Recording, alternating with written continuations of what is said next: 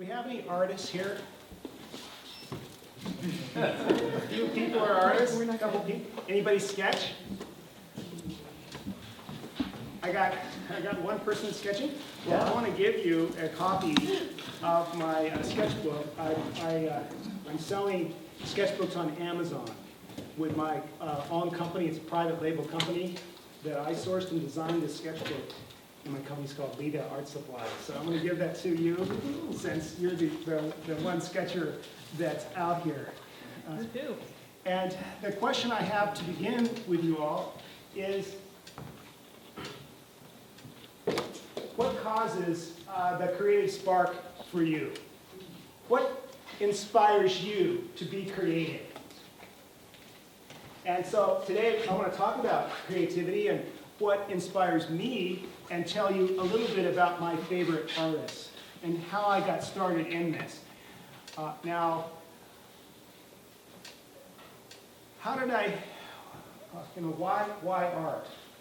Well, about 2 years ago, we were on vacation and I read a book by Camille Paglia, who is a literary critic. And she wrote a book called Glittering Images, A Journey from Egypt to Star Wars, in which she overviewed art, her favorite artists throughout history. And then she had little, very short essays. They were just superbly written. And this book really inspired me. I've been interested in art, I made art, but after this book, I sort of became obsessed, and I've been making art almost every day since then. And my wife, Teresa, has been taking art classes and making art for a long time, and so she's been my critic and really has also been an inspiration. In the book, Camille Paglia's book, Glittering Images, she says, "Modern life is a sea of images. Our eyes are flooded by bright pictures and clusters of text flashing at us from every direction. The brain, overstimulated, must rapidly adapt to process this swirling barrage of disconnected data. How to survive in this age of vertigo? We must relearn how to see. Amid so much jittery visual clutter, it is crucial to find focus, the basis of stability, identity, and life direction. The only way to teach focus is to present the eye with opportunities for steady perception, best supplied by the contemplation of art. Looking at art requires stillness and receptivity, which realigns our senses and produces a magical tranquility."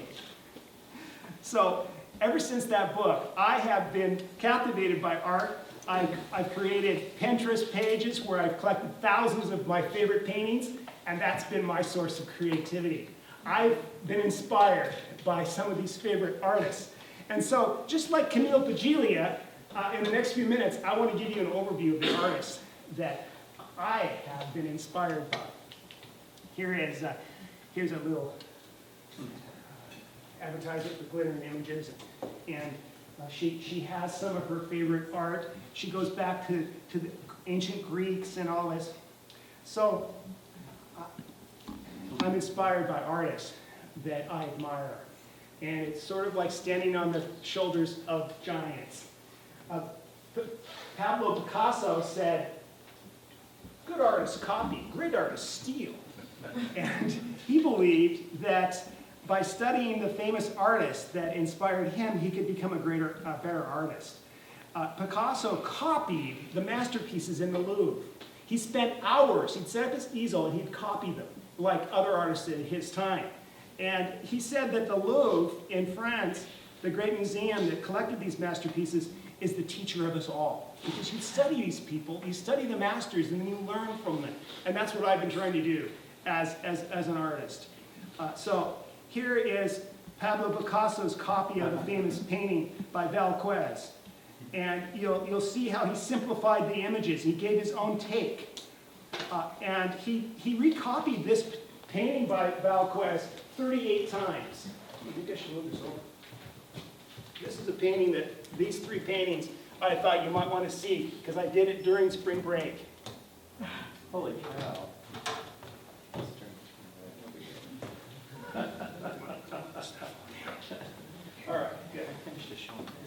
Yeah. And this one is based on a abstract expressionist named Cotton from New York. And that one is like symbolic.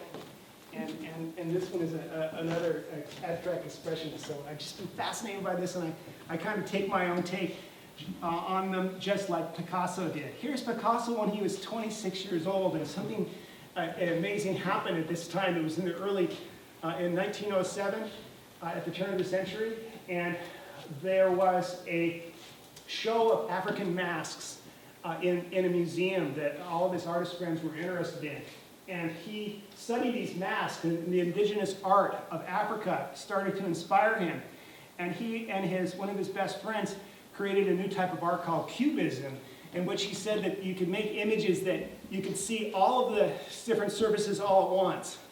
And he created the famous painting called The Ladies of Avignon in 1907, which is a Cubist painting of these women. And you'll notice if you look at them, you go, wait a minute, it doesn't look like... Before this time, a picture was sort of like a window that you looked out into the world.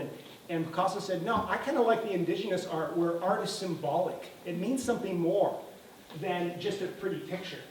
And this figure is standing like a classical statue, which we're going to show you in a minute.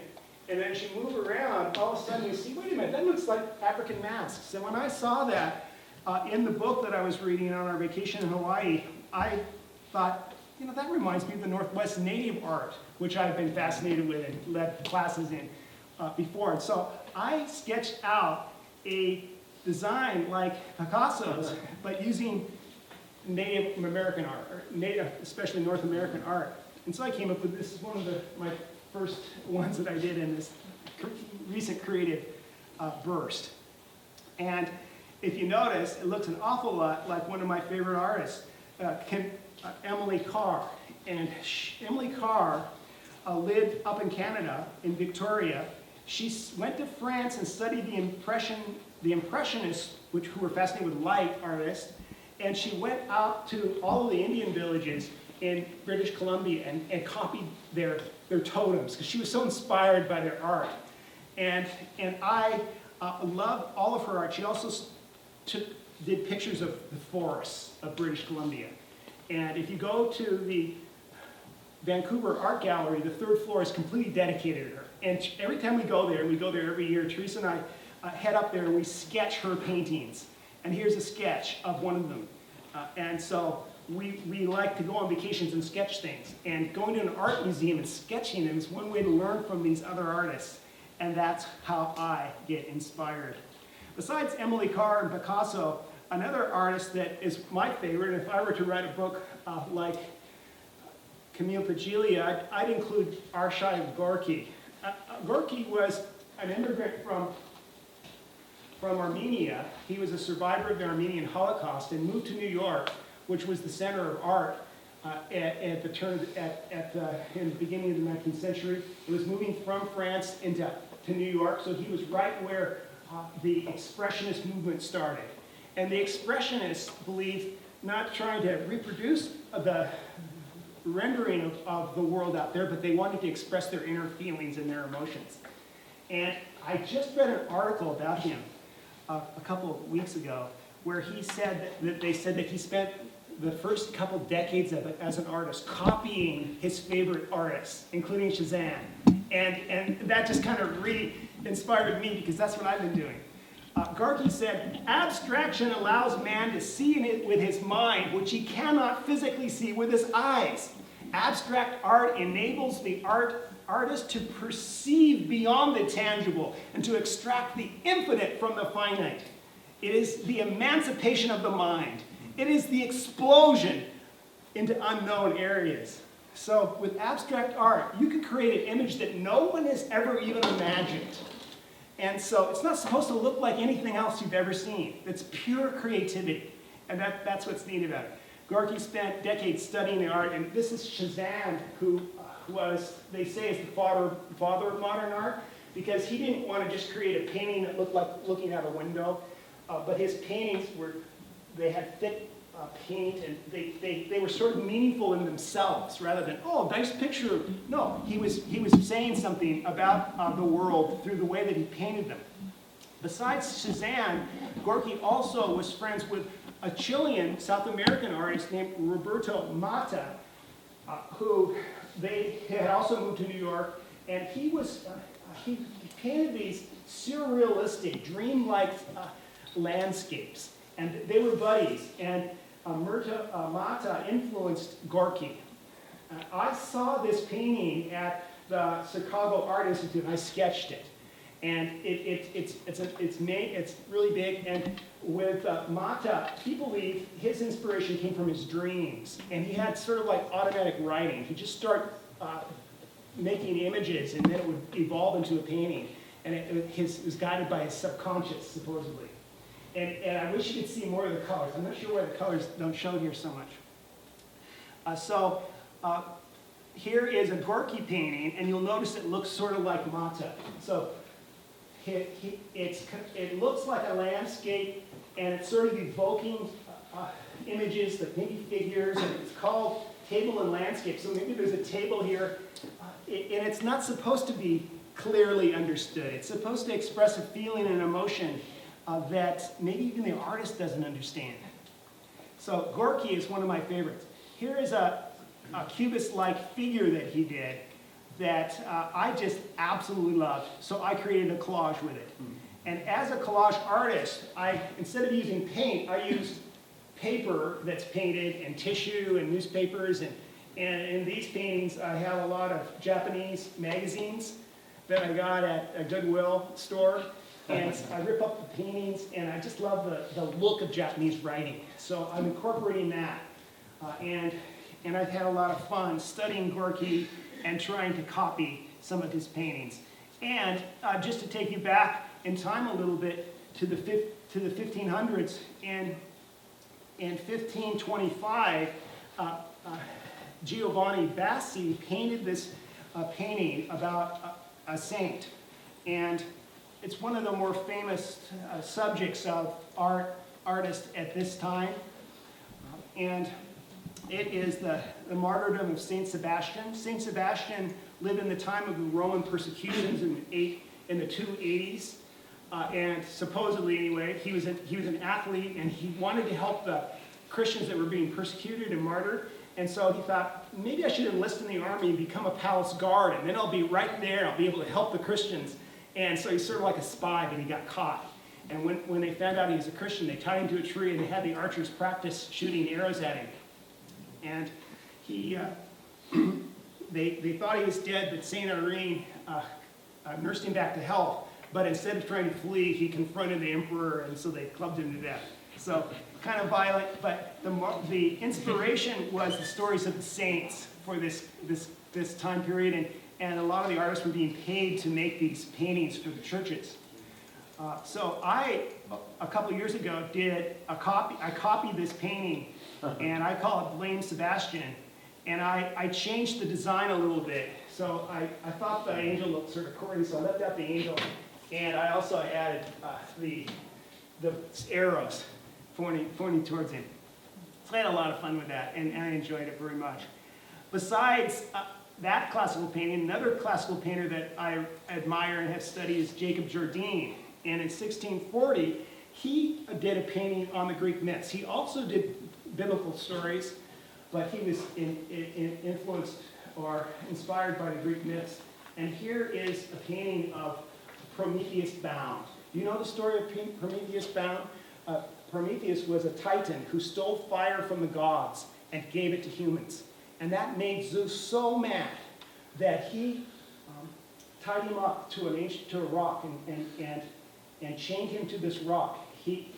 Prometheus also gave him a false sacrifice. It was a statue, a clay statue with bones and stuff inside of it. It was fake, and it fooled him. So Zeus was really mad. He chained him to that rock.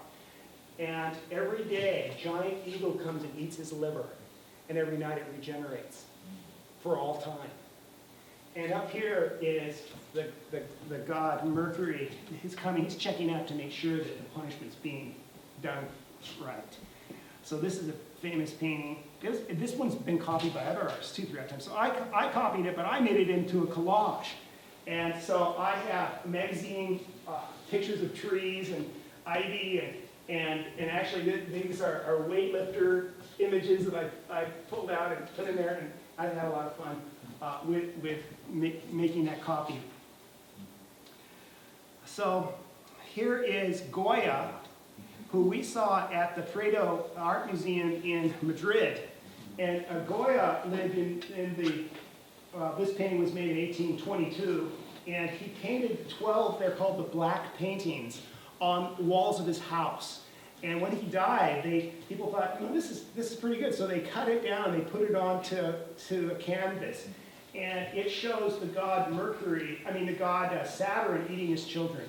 And the thing about Saturn is he worried that his children would rise up and depose him. So as soon as they were born, he ate them. And when I saw that, pretty gross, my wife says, "What are you doing gross things?" And I just thought, that looks like a rock star to me. It looks like Kurt Cobain. Somehow I thought of that. And so I studied Kurt Cobain images, and then I made this. And this is sort of funny. So, I made a copy of Goya. But just in the process of copying it, you learn composition and values. Some places you have dark, some places you have light, and so it's a nice art exercise for art students. So we've got Goya, another famous artist that I would include if I were to write my own book on glitter and images is Dali, Salvador Dali. Salvador Dali was the leader of the surrealistic movement, where they painted dreams, and they believed that there were psychological symbols that were meaningful. He was considered to be the last great master because he was so good at painting things that he was like these master painters. So here we have the Sacrament of the Last Supper, and you'll see this polygon figure. It looks like a Rubik's Cube. It's 12-sided. And the windows of the upper room where this is taking place has 12 sides, so it's representing each of the 12 disciples. And if you study this painting, and I've seen this painting at the National Gallery in Washington, D.C., I spent like a half hour just so amazed by this painting. And there's no shadows on Christ. Up here, there is a shadow on the body of Christ. Engulfing everyone. But it's like the light of the sunset is coming out of Jesus, and he is the real thing. So I kind of think that the surrealist said the physical world isn't real, it's the inner world that's real. And so I think of that song we sing, "Turn your eyes upon Jesus, look full into his wonderful face, and the things of earth will grow strangely dim in the light of his glory and grace." It's like in this painting, the physical world is melting away, and all you see is the light of Christ. I just really love that painting. So I studied it, and I made my own based on the collage. And so I have pieces of bread and things and models and stuff that I've used for that painting. You can see this in the library. So where do I get my inspiration? I am inspired by the artists who I admire, and I study them, and then I learn from them.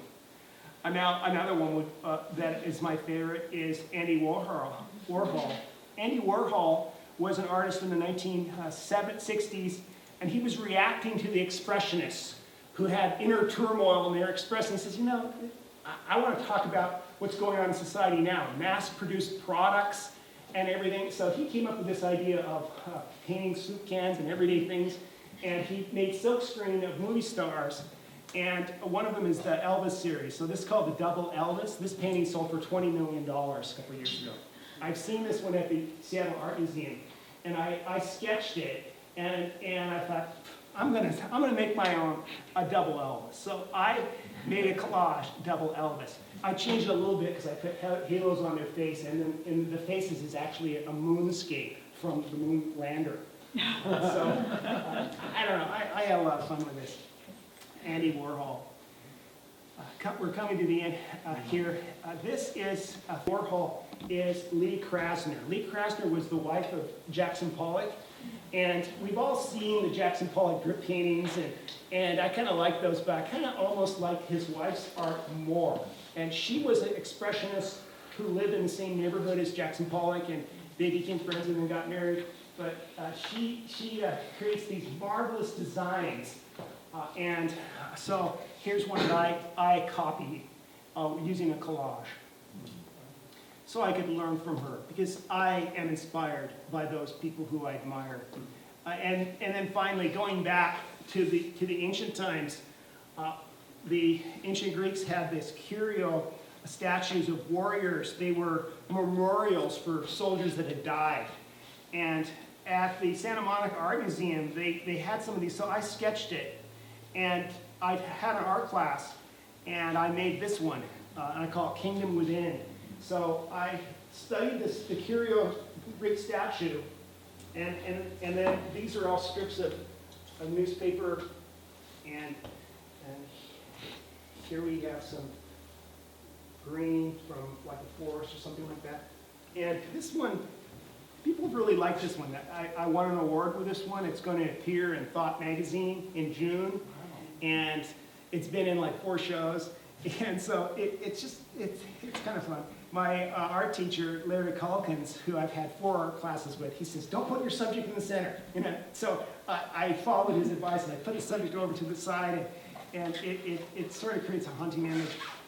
Here's another one where I use the Greek statue. So you see now that I am inspired by artists who I admire. I study their paintings, and that creates the creativity spark in me. And so let me end, and I'll take questions from you, and I can talk about my art and take any questions that you have. But let me end with a quote by Sir Isaac Newton, the great Christian scientist, who said, "If I have seen further, it is by standing on the shoulders of giants."